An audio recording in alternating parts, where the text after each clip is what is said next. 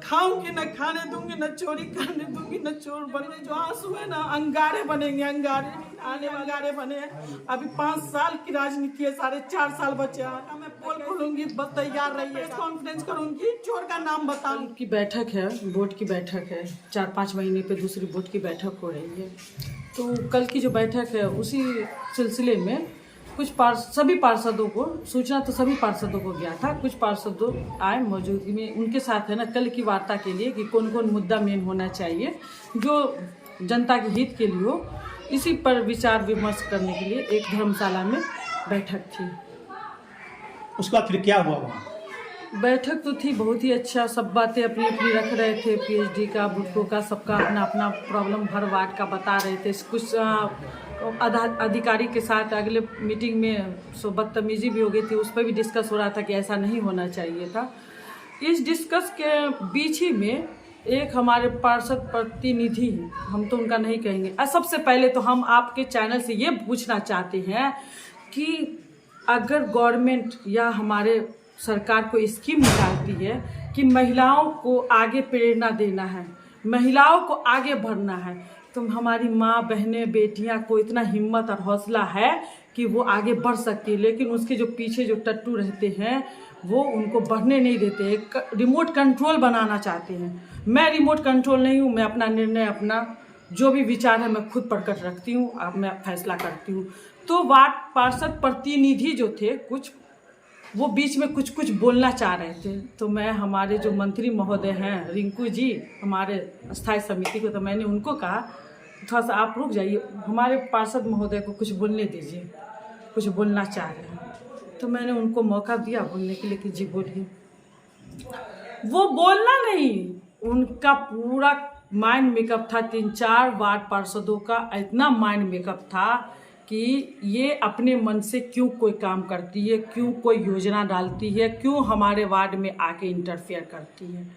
तो मैं आप अपने गवर्नमेंट से, अपने सरकार से भी पूछना चाहती हूँ, विकास मंत्रालय में भी अगर ये चला जाता है तो मैं उनसे पूछना चाहती हूँ कि आपने ये जो चुनाव किया है पब्लिक वोटिंग, तो पब्लिक के लिए अगर कुछ करने का मुझे मौका दिए तो सब पावर भी मुझे आप दे दीजिए। तो आपके साथ क्या हुई ये घटना? तो वही पावर मैं अपना यूज कर रही थी। जैसे मेरा अपना खुद का योजना है, मेरा खुद का कुछ स्कीम है कि ये उप महापौर जी को ये चीज़ मिल रहा है, ये चीज़ है, अपना कहीं भी इन्वेस्ट कर सकती है।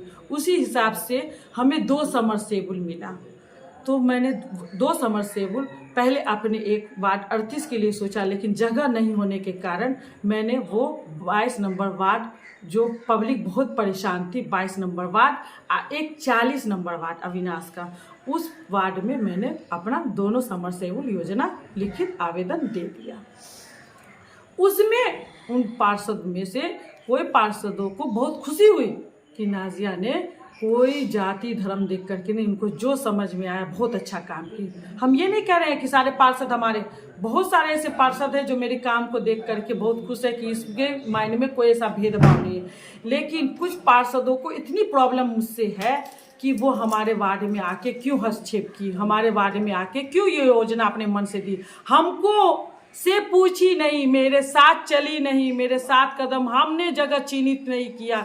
यानी कि उनका पूरा मेकअप था, यानी माइंड मेकअप था हमारे साथ अभी इस तरीके का प्लानिंग के तहत कि वो अगर आपा खो बैठते तो वो जो चेयर पर बैठ करके आप हाथ भजा रहे थे, ऐसे ऐसे दिखा रहे थे, वो चेयर उठा करके मेरे पे मारने के लिए, यानी कि माइंड मेकअप था कि इनके साथ अशब्द बदतमीजी जो भी हो, लेकिन वहाँ पे रोकने के लिए कोई नहीं था। मैं अपनी बातें वहाँ पर रख रही थी और वहाँ पे बार बार अनुरोध कर रही थी कि ये प्लानिंग के तहत आप लोग मुझे बेइज्जत करने के लिए यहाँ पे बुलाए हैं। पूरी सोच समझ के प्लानिंग कर करके मैं बार बार यही बोलती रही कि आप लोग ये अच्छा नहीं कर रहे हैं कि मुझे प्लानिंग के तहत यहाँ पर बुला करके आज सभी पार्षदों के बीच में कुछ पार्षद प्रतिनिधि और कुछ पार्षदों से मुझे बेइज्जत करवा। एक सवाल, कौन लोग बेइज्जत किए जरा बताइएगा। जी, एक पार्षद हो तभी तो बताओ। अच्छा, मेरे आपकी जो छवि है, आपकी मौजूदगी उन लोगों को खलती क्यों है, कारण क्या है?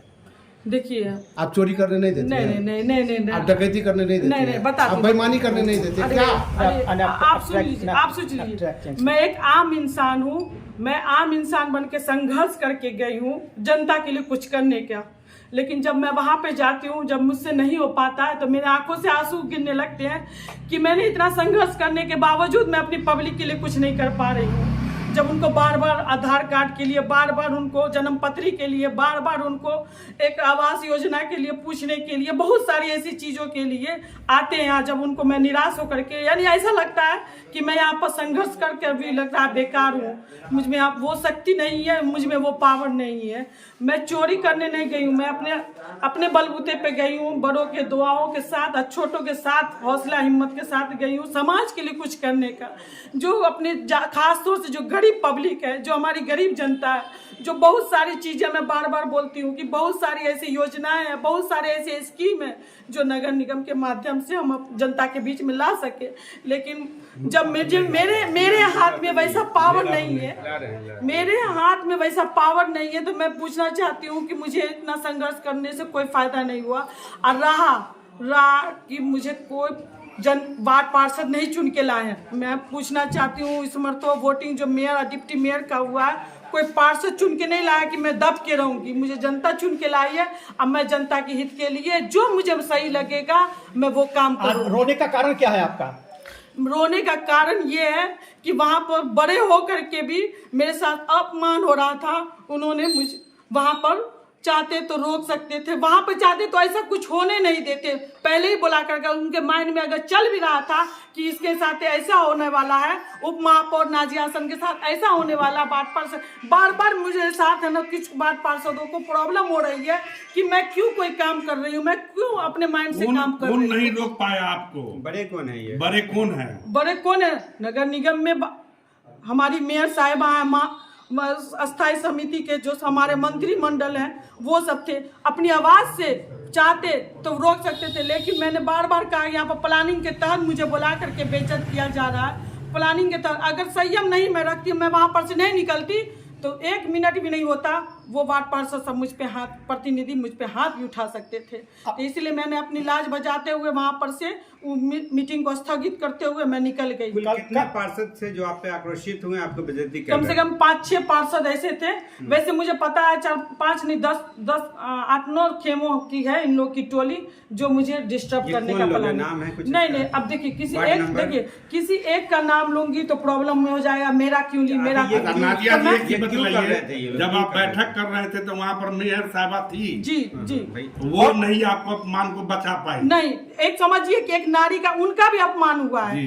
एक बात समझ जाइए कि मेरा अपमान उनका अपमान हुआ है। इनके द्वारा किया गया ये तो यानी कि ये मीटिंग जो थी, ये मीटिंग महापौर महोदया के उपलब्धता में थी, उनके अध्यक्षता में थी कि आपस में कल का डिस्कस कर लेते हैं। ये रणनीति तैयार किया गया, जैसे मैं काम करती हूँ ना, मनोबल तोड़ने के लिए पूरी रणनीति तैयार की गई। अच्छा, कल की बैठक है नगर निगम बोर्ड की, तो उसमें क्या आप शामिल होंगी? नहीं शामिल होंगी। जहाँ पर आज मेरे साथ भ्रष्टाचार हुआ है, बदतमीजी हुआ, कल कौन ठीक है कि वहां पर आपा खो करके मेरे साथ और बदतमीजी करें?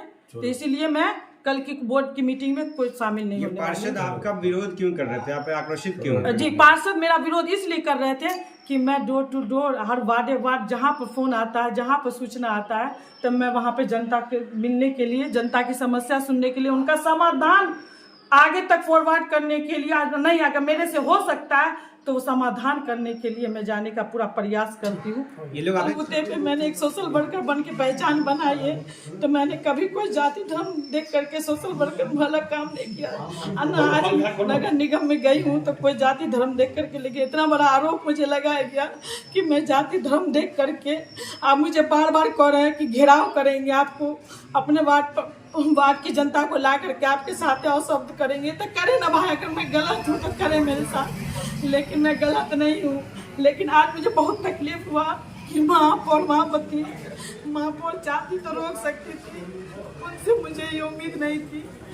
लेकिन आज महापौर ने भी मुझे बार बार कहा जाता था कि विपक्षी खेमा में हो, मुझे विपक्षी खेमे में उन्होंने शामिल करने के लिए न्योता उन्होंने दे दिया। ठीक है, अब मैं न खाऊंगी, न खाने दूंगी, न चोरी करने दूंगी, न चोर बनूंगी। आपके माध्यम से बता देना चाहती हूँ, ये मेरे जो आंसू है ना, अंगारे बनेंगे, अंगारे। आने वाले अभी सिर्फ 6 महीना में ये अंगारे बने हैं। अभी 5 साल की राजनीति है, 4.5 साल बचा है। कैसे कैसे चोर का मैं पोल खोलूंगी, बस तैयार रहिएगा। अब दूसरा जो मैं प्रेस कॉन्फ्रेंस करूंगी, आपको एक एक चोर का नाम बताऊंगी। घोटाले का उजागर होगा। बहुत जल्दी होगा, बहुत कुछ होने वाला।